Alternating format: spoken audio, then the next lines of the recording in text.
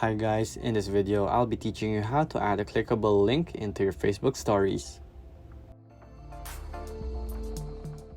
So to add a clickable link into your Facebook story, it's pretty simple. So I know Facebook doesn't add story options with links, so like this. So when you go to story and then you place text right here, try to place your text and paste it. It doesn't really work. It will just end up as words in your story.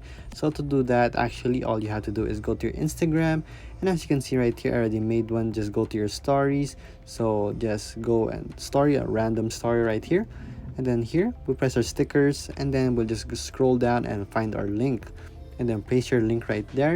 You can even add some stickers if you want to, and then right here, once you post this, you can share it to Facebook.